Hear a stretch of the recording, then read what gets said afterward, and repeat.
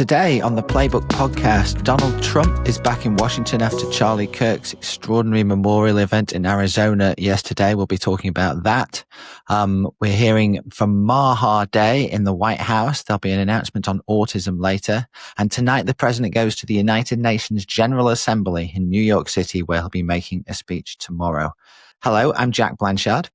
And I'm Adam Wren. It's Monday, September the 22nd. And this is the Playbook Podcast. Hello, Adam. How are you doing? Good, Jack. Good to be with you. It's great to have you on the show. Thank you so much. I mean, cable TV yesterday, Adam, was just wall-to-wall coverage of this, the extraordinary event in Arizona, Charlie Kirk's memorial event. I've never seen anything like this. I was trying to think through go through my history books for something akin to this, where we've seen so many senior members of the government fly out to a memorial event like this. It went on for hours. I'm sure people will be aware. Obviously, the president himself speaking, the vice president, so many other senior members of the Trump administration. We've never really seen anything like this happen with following the death of a political activist. Yeah, it was the closest you could get to a state funeral without, having a body lying state at the Capitol or a funeral at the National Cathedral. And so in many ways, it spoke to Charlie's, outsider, insider status, to have this, far west in Arizona where he lived, but have all of these insiders come to pay their respects to him, I thought was a striking note and said a lot about the way he lived his life and the position that he held in the larger MAGA orbit. Yeah, absolutely. And of course, testament as well, just the sheer number of people that turned out, tens of thousands of people filling the stadium in Arizona, loads more in an overflow stadium, loads more who I'm sure would have liked to go, who ended up watching in TV. There haven't been many political moments like this in America in modern times. As I was watching it, I was, trying to think about, well, what can you take away from this, Adam, beyond obviously just this outpouring of grief and emotion? There's a few things I'd like to pick through about it. I feel like for me, the biggest thing was watching the people on the stage from President Trump down and through the White House. What they're clearly trying to do, and I guess understandably so, is try and use this moment in the most positive way that they can for their political movement. I mean, they're all mourning. They're feeling this very deeply. They were very close to Charlie Kirk, but the talk was about his voice becoming stronger as a result of his death, about the numbers of people flooding into the Turning Point conservative movement since he was killed, and really trying to use this as a sort of political springboard for their movement to try and find some positive in it and sort of take the conservative message to another level in America, particularly amongst young people. And it felt to me like speaker after speaker was seeking to do that in the way they were framing what happened.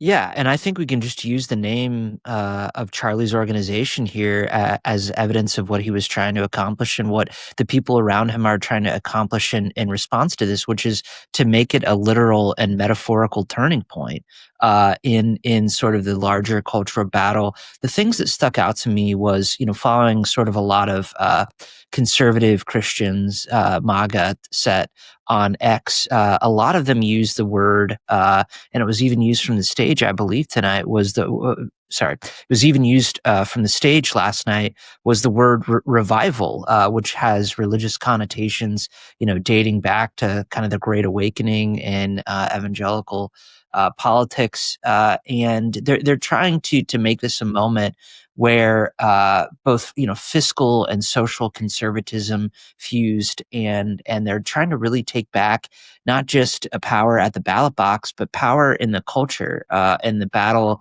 against abortion, and the battle against the secularization of culture. And so you heard a lot about that, and there does seem to be some momentum, some juice, if you will, in that sector of the political space right now. A lot of pastors talking about this in their Sunday sermons, and Charlie Kirk started out as someone who was talking about the Tea Party movement, very much based on the constraints of government, of the constraints of spending. But later in his life, he took on sort of a religious cause here in changing the culture. And so I think that may be one of his biggest legacies here. It's not just the policy wins, but but how he sort of recenters where the center of gravity is in the larger conversation about social issues and conservatism writ large. Yeah, and obviously religion a huge part of his life, and the most amazing moment from the whole thing was for me certainly, and I'm sure for a lot of people watching, was his wife Erica speaking on stage. She's now taking over this organization following his death. The most powerful moment was when she said she has indeed forgiven the guy that shot her husband, and she linked that to her own religion. And then in stark contrast to that, Donald Trump, the president, comes on stage very soon afterwards. He talked about how Charlie Kirk didn't hate his opponents. He wanted the best for him. And then Trump says at this memorial in front of tens of thousands of people, that's where I disagreed with Charlie. I hate my opponent and I don't want what's the best for him. And he even sort of jokingly says sorry to Erica standing there, jokes about Charlie being angry looking down at him. He said it in a sort of semi-jovial way, but he really meant it. He went off script and I hate my opponent. And to hear that from the president of the United States in this moment was in itself both a powerful thing, but really a striking thing to see the Christian wife saying, "I've forgiven," the president taking a very, very different approach. And I'm sure, Adam, that approach that we know Donald Trump has towards his opponents it's not just him speaking. We're going to see that, and indeed we are seeing that writ large in the policy response from the government, such as it is to this killing. Yeah, only man in America, Jack, who could get away with saying something like that at a moment like this. I mean, if there was some corollary here where you could look at former President Joe Biden saying something like this at a similar funeral, or former President Barack Obama, I mean, or George W. Bush or Ronald Reagan. Yeah, and I think that President Trump is able to do it because, number one, it's authentic to who he is. And number two, he sort of operates in this gray space where there's sort of this dark, sardonic humor that people, smile at a little bit because it's who he is, and he embodies that. And even something like the death of Charlie Kirk, someone who was close to him, a deep supporter, doesn't change that. So I do think he has a bit of a shield here in a way really any other politician might not in a situation like this. Totally agree. And there were some little bits of policy in his speech as well that are worth talking about. We've obviously had a huge conversation in this country about free speech over the past week or so in the wake of what happened to Charlie Kirk, and then the way that Trump and co have responded. And of course, we saw the cancellation of Jimmy Kimmel last week. Trump said last night at the funeral, he criticized commentators, influencers, and others in our society who greeted this assassination with excuses, sick approval, jubilation. And he talked a bit about that. And he talked about people thinking they have a monopoly on power, thought, and speech. Well, that's not happening anymore. If speech is violence, then some are bound to conclude that violence is justified to stop speech. We're not going to let that be justified. So again, pushing this idea about limitations on free speech in sort of slightly coded, carefully, definitely written and spoken words. We have heard that sort of stuff from Trump over the last few days. What was really interesting about last night was that we also heard some pushback to him from within his cabinet on stage. Tulsi Gabbard, the director of national intelligence, stood up before Trump and spoke in support of free speech. We must protect it at all costs, she told the event. Without it, we'll be lost. Free speech, she said, is the foundation of our democratic republic. Well, she knows what she's saying there, and it wouldn't normally be a controversial thing for a conservative to stand up and say that, right, in a big event. But in the context of the conversation that the GOP is having at the moment, that was quite a bold thing for her to say, in my opinion, knowing that when the president is pushing on this issue at the moment. Yeah, and it's not impossible, Jack, to fast forward, a couple of years from now and seeing people who shared that stage last night actually be challenging each other in a 2028 Republican primary. Secretary of State Marco Rubio was there as well. But you talk about Gabbard and, going into the memorial service the night before, none other than Laura Loomer was going after Gabbard pretty significantly on X, essentially accusing her of launching kind of a soft presidential campaign in 2028. in South Carolina in particular, which, as you know, is a key early state. This is sort of her next target here. And you can, recall to the summer in July, she was going after Kennedy, as well, who was there last night. And so she's kind of turning her target sights here. And say whatever you will about her, but she's usually not a step behind. And so she's kind of seeing where the puck is going here. And so that contrast that Gabbard made with Trump on free speech resonated and hit a little bit differently given that context. One last little snippet from the memorial event yesterday. People may have seen a fascinating image coming from the box where President Trump was seated. One Elon Musk turned up partway through and sat with Trump, and they chatted together. There's pictures of them together. As far as I know, that's the first time we're aware they've got together since the great falling out earlier in the year. And in fact, the White House posted a picture last night of them together with the caption "For Charlie." We don't know whether it was just pleasantries or whether this is a part of a great, coming together again of one of the richest men in the world and one of the most powerful, but, feels like a bit of a moment anyway. Yeah, in life, one of the things that Charlie did was sort of smooth out wrinkles in contentious relationships between people in the MAGA universe, and so to see him do that in death, I thought was interesting and noteworthy. All right.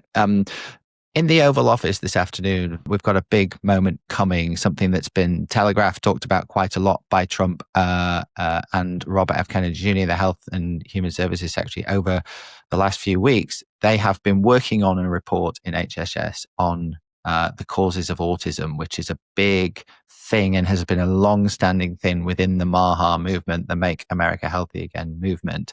He commissioned a report back in the spring saying we're going to look into the causes of autism. And essentially there's been a big review within the department, going back through evidence, looking at scientific studies around the world. Apparently a serious piece of work looking at why has there been a huge spike in the number of cases of autism being diagnosed and compared to what there were some decades ago. And we're going to get that this afternoon. We're expecting Trump, RFK, and other members of the administration in the Oval Office at 4:00. And as we understand it, according to the Washington Post, who've got the scoop on this, they're going to link autism not to the thing that MAHA have long complained about or sort of spoken about, which is this actually debunked link to one of the childhood vaccines, debunked decades ago. Frankly, that theory appears to be they're not going to be talking about that, but about much more limited research into other possible things that might be causing an increased risk in autism. And the thing with this, Adam, the reason this is important is even just raising the specter of X medicine or my Y medicine might be something that causes autism if pregnant women take it, is going to set off a hand grenade essentially around the country in terms of, who's going to be taking that risk if it's even being raised as a possibility by the government.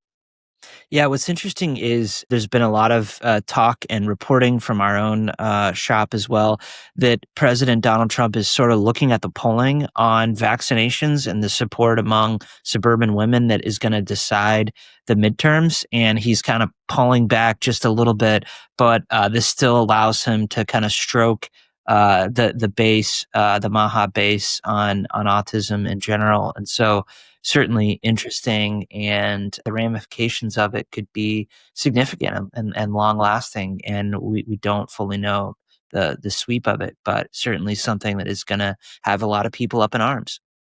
And then after he's done that, the president is off to New York tonight. He will be speaking at the United Nations General Assembly in the morning tomorrow. The UN General Assembly today, they are debating the Middle East, Palestine, and what they say what they call a two-state solution for the achievement of a just, lasting, and comprehensive peace. There are going to be a lot of very senior politicians there today ahead of Trump's arrival. The fascinating context for this, Adam, is that over the weekend we saw some of America's very closest allies in the West, Britain, Canada, and Australia, taking coordinated action to formally recognize the state of Palestine for the first time. That's a pretty big deal in terms of world diplomacy. This hasn't happened before. They've been talking about it for a while as a reaction to the way that Israel is conducting its war in Gaza. They've done it ahead of the UN General Assembly, as they had threatened to do. And I think the idea is that it's to put some extra pressure on Israel. The fascinating thing to me, Adam, is how is the US going to react to that? I mean, they've sort of known it's coming. Trump obviously saw the leader of Britain, Keir Starmer, last week while he was over there.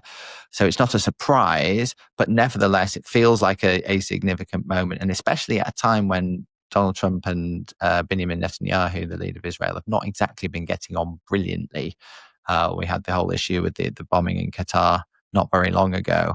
And so Trump's going to be walking into this diplomatic maelstrom essentially in New York, and he's not someone who likes to. And before we go, Adam, on a lighter note, there's a really fun story from CBS News over the weekend that I thought we could just dwell on for one moment. One of Donald Trump's bigger projects, or most, so I say, keenly invested projects that he's undertaking closer to home is the construction of his new ballroom in the White House. I'm sure you've seen the plans that have been bandied around. The work has now begun. And it seems he's trying to raise money for it by, he's offering them the chance to be remembered in history for their contributions to his ballroom, right? Yeah, it feels sort of like a YMCA strategy. When I go to my local YMCA, I see bricks that featuring families who have donated money to get the YMCA built, and so it sort of reminds me of that. This is going to be around presumably for quite a while if construction is finished, and it's going to be a significant part of the architecture of our capital, and so. Certainly will be interesting to think of, future presidents walking over those bricks and seeing the names of donors from parties that perhaps are very different than theirs, a decade or two on. So walking over the Google brick and the Palantir brick and the Lockheed Martin brick as you go into a different part of the White House is certainly a different feel to the building from decades gone by, right? Yeah. I mean, while we're at it, maybe let's just monetize sort of the airspace over the White House and have drones featuring ads for various, products and use that to pay down the national debt potentially. Don't give them ideas, man, please. All right, Adam, thank you for being here. That's all we've got time for. We've got lots more news and analysis in today's Playbook newsletter, which you can find at politico.com/playbook. And we shall be back tomorrow. Have a wonderful day.